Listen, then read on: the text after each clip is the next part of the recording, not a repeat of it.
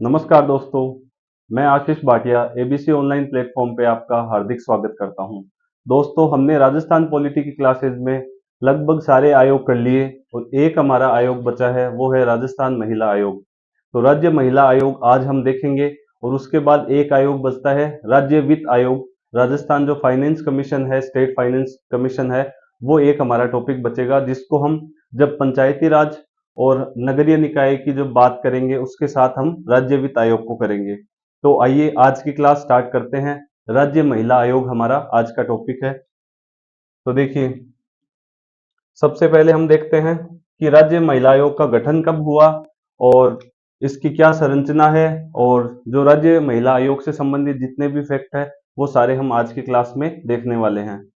तो देखिए दोस्तों, जो राजस्थान का राज्य महिला आयोग है, इसकी जो स्थापना है वो कैसे की गई, वो सबसे पहले हम वो चीज देखते हैं। तो राज्य सरकार द्वारा,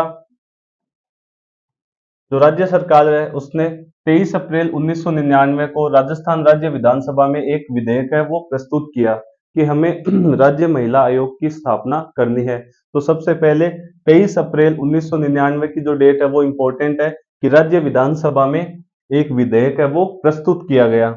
उसके बाद यदि हम गठन की बात करें तो राज्य महिला आयोग का गठन कब किया गया, वो है 15 मई 1999।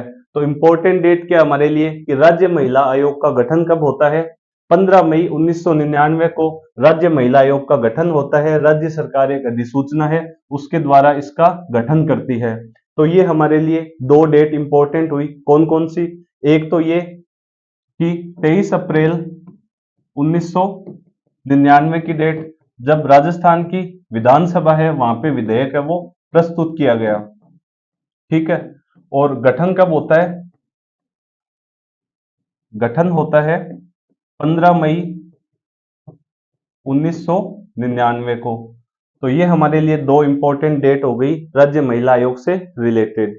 अब आगे हम बात करते हैं संरचना की कि भाई इसकी संरचना क्या है। तो देखिए दोस्तों, जो राज्य महिला आयोग है उसमें संरचना के बारे में ये बताया गया है कि इसमें एक अध्यक्ष और 4 सदस्य होंगे।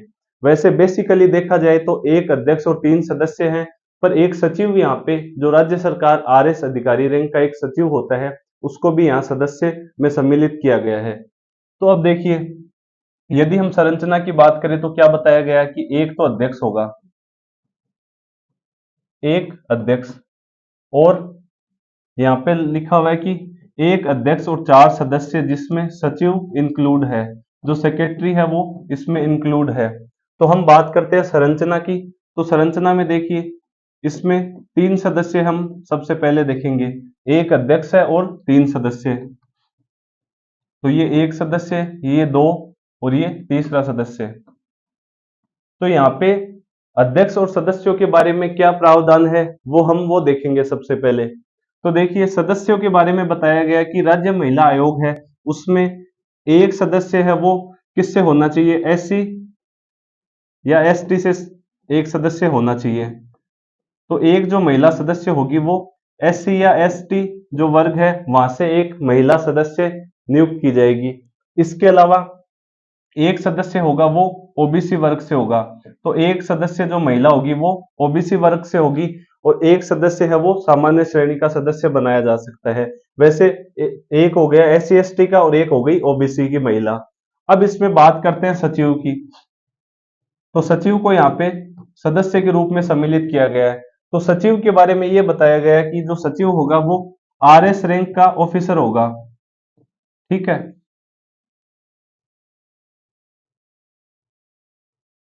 आरएस रैंक का एक अधिकारी होगा, उसकी नियुक्ति सचिव के रूप में की जाएगी।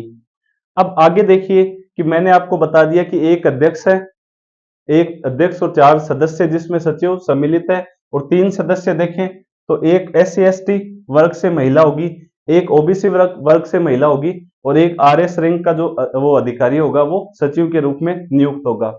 अब हम कुछ नोट देखते हैं।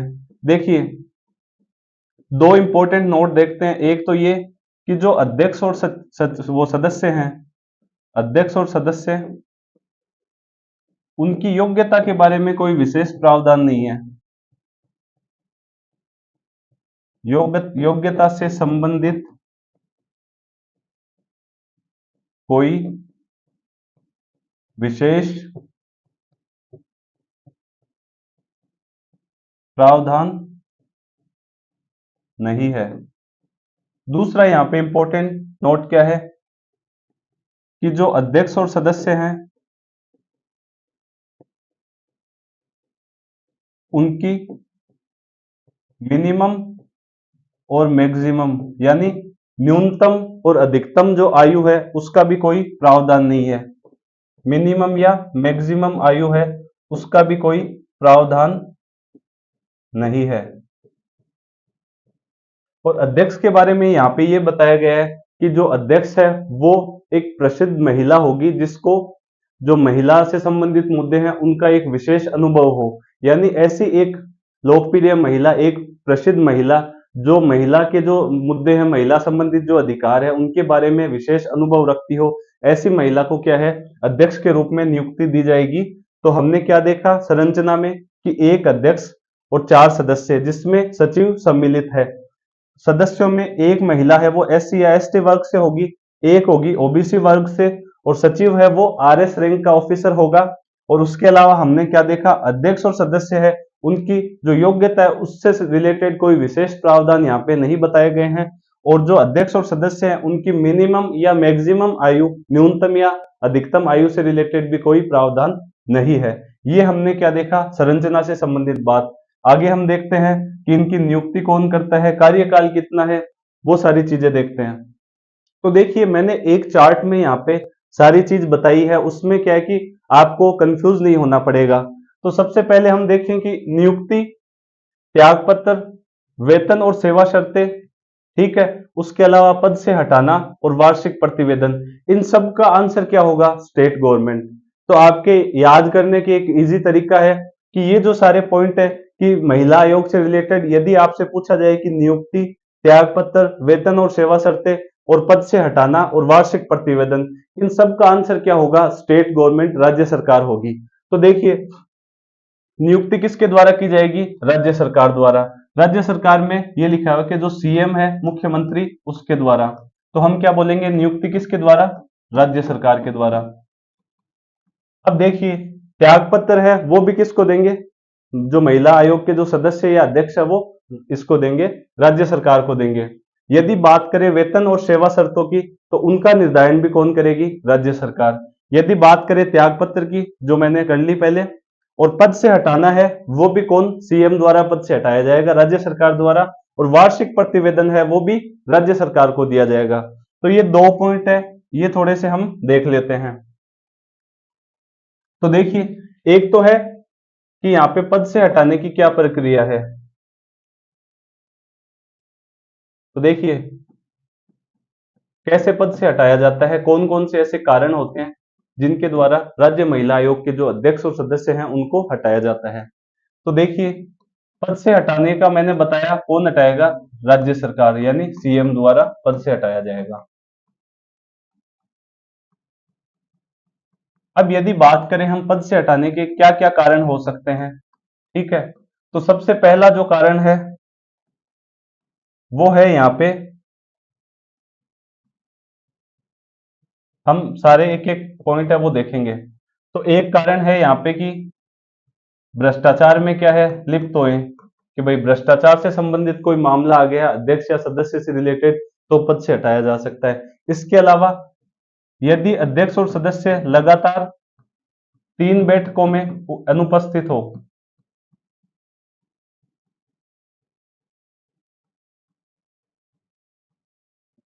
भाई लगातार महिला आयोग की 3 बैठकें हुई उसमें अध्यक्ष या सदस्य लगातार अनुपस्थित है तो CM द्वारा इनको हटाया जा सकता है। इसके अलावा देखें तो पद से रिलेटेड कोई असमर्थता आ गई कि भाई पद से जो पद का निर्वहन करने के लिए असमर्थ हो जाए तो, या फिर दिवालियापन हो जाए, इंसॉल्वेंट हो जाए,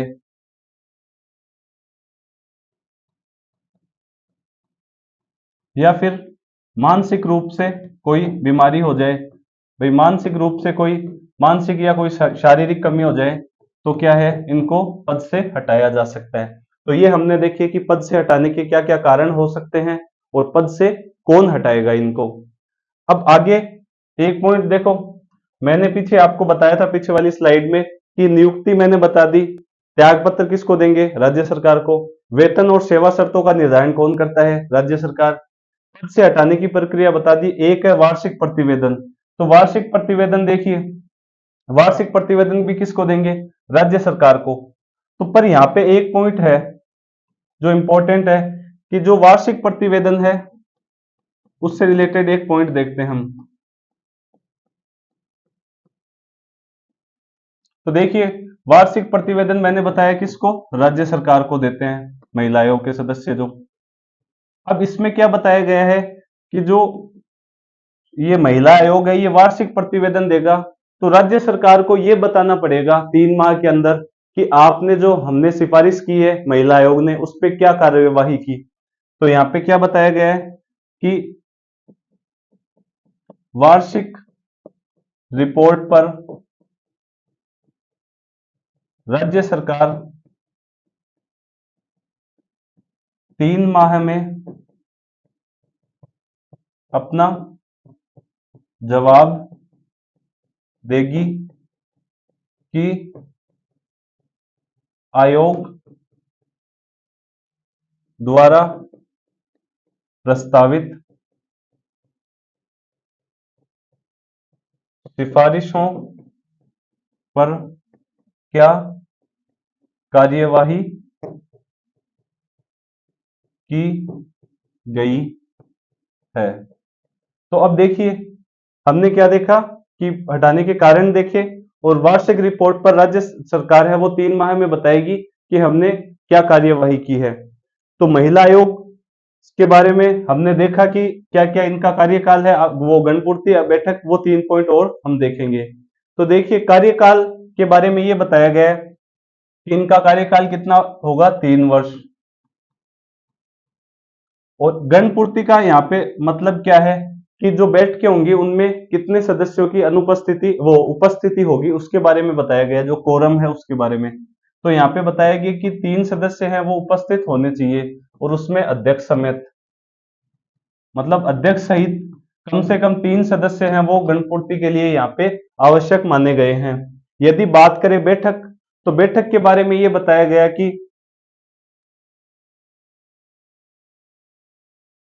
2 माह में एक बार यहाँ पे बैठक अनिवार्य है। तो बैठक के बारे में क्या बताया गया है कि 2 माह में जो एक बार बैठक है, मिनिमम मतलब 2 माह में एक बैठक होनी चाहिए। तो यहाँ पे क्या लिखा गया है कि मिनिमम 2 माह में एक बार बैठक अनिवार्य है। बैठक से रिलेटेड ये प्रावधान है। और गणपूर्ति के बारे में बताया गया कि 3 सदस्य जिसमें अध्यक्ष समेत सहित, मतलब गणपूर्ति के लिए बताया गया कि कोरम जब भी बैठ के होंगी तो उसमें इन सदस्यों की उपस्थिति अनिवार्य है, 3 सदस्यों की कम से कम। कार्यकाल है 3 वर्ष। तो ये हमने 3 पॉइंट देखे। अब हम बात करते हैं महिला आयोग से रिलेटेड कि महिला आयोग में जो महिला आयोग के जो कार्य है वो क्या है। हमने स्टार्ट की क्लास में देख लिया कि नियुक्ति जो कार्यकाल है उनसे रिलेटेड सारे प्रावधान देख लिए। अब हम ये देखते हैं कि राज्य महिला आयोग क्या काम करता है। तो देखिए, राजस्थान राज्य महिला आयोग का एक अधिनियम है 1999। मैंने आपको बताया था 15 मई 1999 को क्या गठन हुआ था। तो ये एक अधिनियम है, राजस्थान राज्य महिला आयोग अधिनियम 1999। तो ये भी आपके लिए एक क्या हो गया, सवाल हो गया कि राजस्थान राज्य महिला आयोग से रिलेटेड अधिनियम कब हुआ, 1999 में।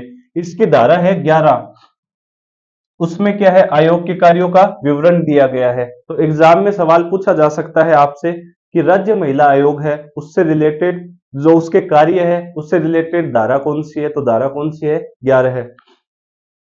अब आगे देखिए कि महिलाओं के विरुद्ध किए गए सभी अनुचित कृत्यों की जांच और विश्लेषण करना तथा सरकार से कार्यवाही करने का अनुरोध करना।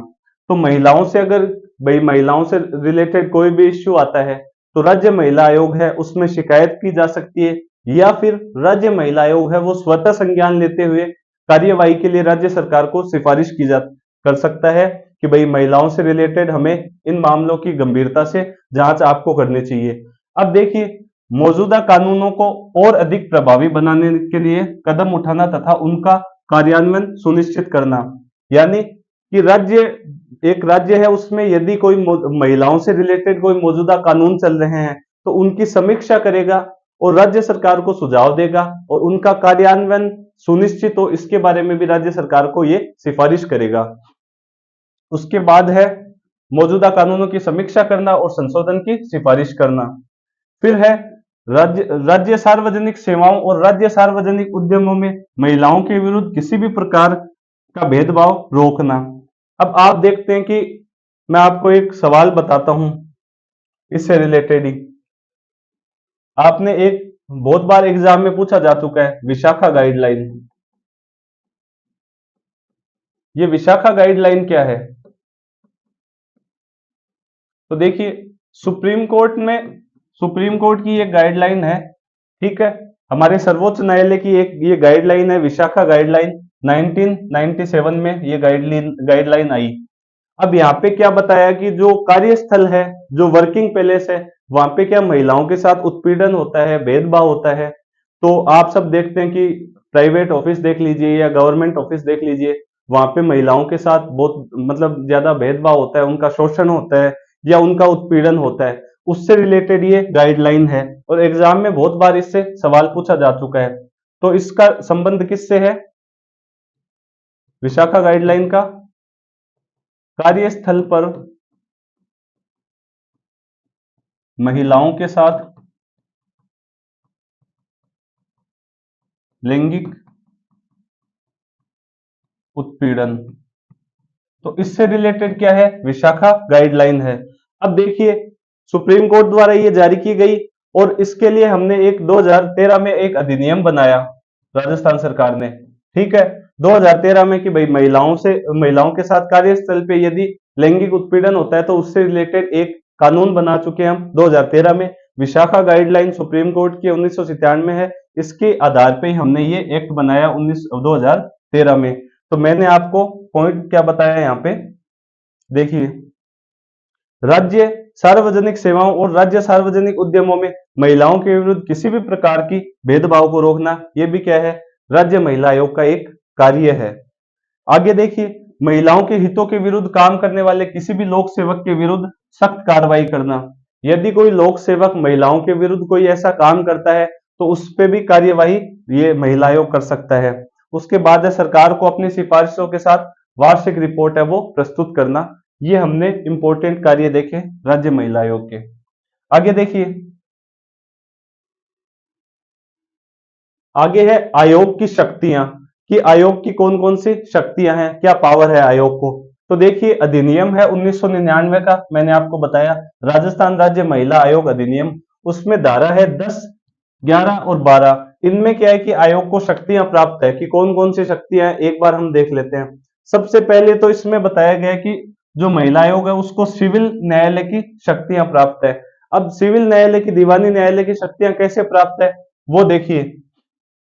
राज्य महिला आयोग किसी भी गवाह को बुला सकता है, उपस्थित करवा सकता है और उसका जो परीक्षण है वो कर सकता है कि भाई अगर महिलाओं से रिलेटेड राज्य महिला आयोग को कोई ऐसा मामला मिलता है तो उस गवाह को महिला आयोग में बुलाया जा सकता है।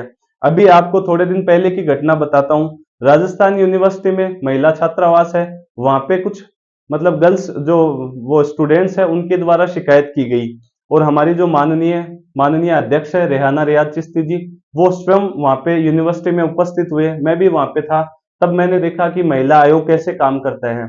और राज्य महिला आयोग है उन्होंने क्या है कि जो यूनिवर्सिटी के वीसी हैं और जो चीफ प्रोटेक्टर है उनको भी आयोग में उपस्थित होने के लिए कहा। तो राजस्थान राज्य महिला आयोग की ये क्या है कि जो सिविल कोर्ट के जैसी क्या है शक्तियां हैं कि वो अगर ऐसा कोई मामला है तो गवाह है उसको उपस्थित कर बुला सकता है और कोई हलफनामा है उस पे साक्ष्य प्रस्तुत करने के लिए भी बोल सकता है। किसी सार्वजनिक कार्यालय से कोई सार्वजनिक अभिलेख या उसकी प्रतिलिपि प्राप्त कर सकता है। भाई कोई ऐसा मामला मिलता है महिला आयोग को, फिर वो उसकी जांच करता है, तो किसी भी सार्वजनिक कार्यालय से सबूत इकट्ठे करने के लिए वो क्या है कि वहां पे कोई भी इंफॉर्मेशन है, सूचना है, उसको मंगवा सकता है और उसकी प्रतिलिपि प्राप्त कर सकता है। इसलिए क्या है, सिविल न्यायालय की शक्तियां इसको प्राप्त है।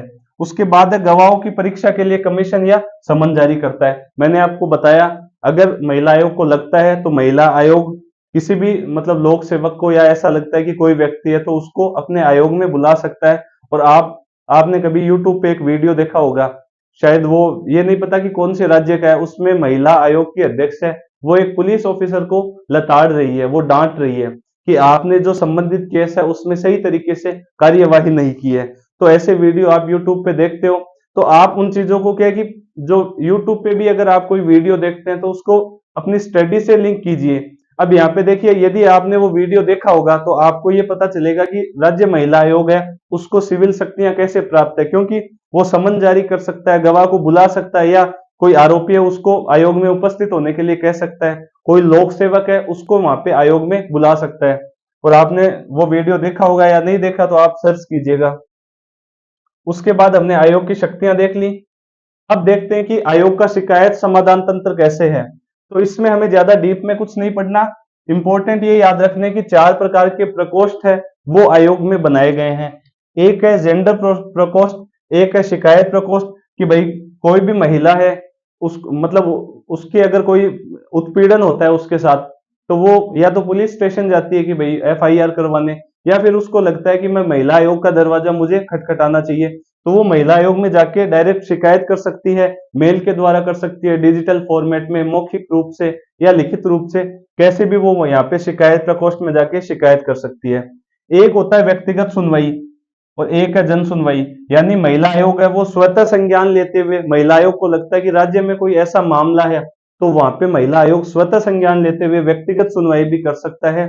इसके अलावा है जन सुनवाई, महिला आयोग द्वारा बहुत बार ऐसे कैंप लगाए जाते हैं, ऐसे मतलब जन सुनवाई के लिए ऐसे आयोजन किए जाते हैं जिनसे क्या है कि महिलाएं आके अपनी जो दुख दर्द है, जो पीड़ा है वो आयोग को बता सकती है। तो ये हमने 4 प्रकार के शिकायत समाधान तंत्र देखे, एग्जाम में पूछा जा सकता है। एक है जेंडर प्रकोष्ठ, एक है शिकायत प्रकोष्ठ, व्यक्तिगत सुनवाई का प्रकोष्ठ है और एक जन सुनवाई महिला आयोग करती है। अब आगे हम देखते हैं, कुछ फैक्ट देख लेते हैं। देखिए अभी हाल ही में राज्य सरकार है वो हमारे राजस्थान में राज्य सरकार चेंज हुई है, बहुत सारे आयोग है उनमें क्या है कि फेरबदल हुआ है। अब ये डेटा राज्य महिला आयोग की जो साइट है उस पे अभी वर्तमान में यही डेटा चल रहे हैं, जबकि ये पूर्ववर्ती कांग्रेस सरकार द्वारा इनकी नियुक्ति की गई थी और जो कार्यकाल है वो 3 वर्ष का है। तो इसलिए हमें थोड़ा सा क्या इन डेटा को भी देख लेना है। यदि बीच में कुछ ऐसा अपडेट होता है, कुछ चेंजेस होते हैं तो इसकी जो सूचना है वो आपको टेलीग्राम चैनल पे या फिर अलग से कोई वीडियो बनेंगे करंट अफेयर्स के तो उनमें ऐसा चेंजेस जो अमेंडमेंट होगा वो कर दिया जाएगा। तो अब देख लिए वर्तमान अध्यक्ष कौन है। वर्तमान अध्यक्ष है श्रीमती रेहाना रियाज चिश्ती, ये है वर्तमान अध्यक्ष। और जो 3 सदस्य मैंने आपको बताए, एक उसमें होना चाहिए एससी या एसटी वर्ग से, एक होना चाहिए ओबीसी वर्ग से। तो सुमन यादव है यहाँ पे ओबीसी वर्ग से महिला सदस्य है, और अंजना मेघवाल जी है वो है एससी एसटी वर्ग से, और एक है सुमित्रा जैन जी। ये 3 अध्यक्ष है वो सदस्य है, सुमन यादव जी, अंजना मेघवाल जी और सुमित्रा जैन जी। और अध्यक्ष कौन है, श्रीमती रेहाना रियाज चिश्ती जी।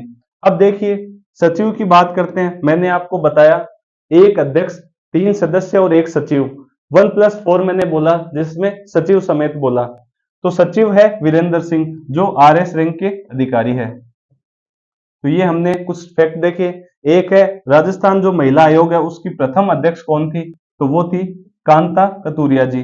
कांता कतूरिया जी है प्रथम अध्यक्ष रही हैं। और रेहाना रियाज चिश्ती से पहले जो अध्यक्ष थे उनका नाम था श्रीमती सुमन शर्मा। इसके अलावा महिला जो दिवस है वो कब मनाया जाता है, महिला दिवस 8 मार्च को महिला दिवस मनाया जाता है। ये हमने कुछ फैक्ट देखे। और यदि कुछ फैक्ट इनमें कुछ चेंजेस होते हैं तो हम करंट अफेयर्स की क्लास में उन फैक्ट जो अमेंडमेंट है उनको हम रिवाइज करते रहते हैं। तो ये हमने देखा राजस्थान राज्य महिला आयोग के बारे में। एक बार हम थोड़ा सा रिवीजन कर लेते हैं। मैंने आपको बताया 15 मई 1999 को गठन हुआ।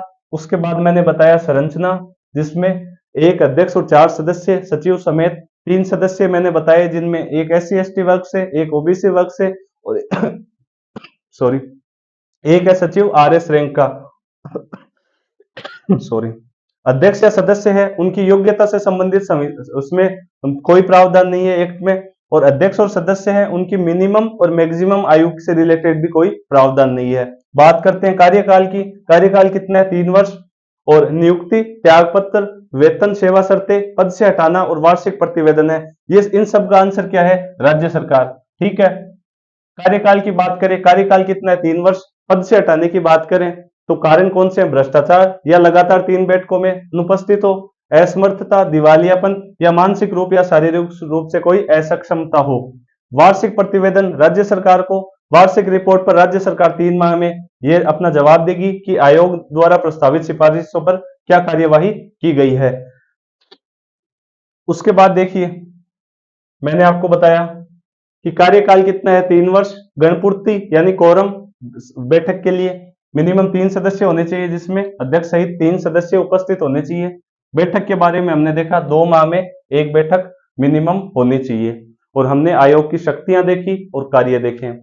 आई होप आपको क्लास अच्छी लगी होगी और एक छोटी सी क्लास में हमने राज्य महिला आयोग के बारे में खूब सारी इंफॉर्मेशन देख ली। तो आप जो भी पुराने आयोग जितनी क्लासेस हो चुकी है वो सारे देखिए, और राज्य वित्त आयोग है उसके बारे में हम जब पंचायती राज व्यवस्था पढ़ेंगे उसके साथ हम पढ़ेंगे। एबीसी ऑनलाइन क्लास को देखने के लिए धन्यवाद, और हमारे चैनल को लाइक, शेयर और सब्सक्राइब कीजिए। Thank you.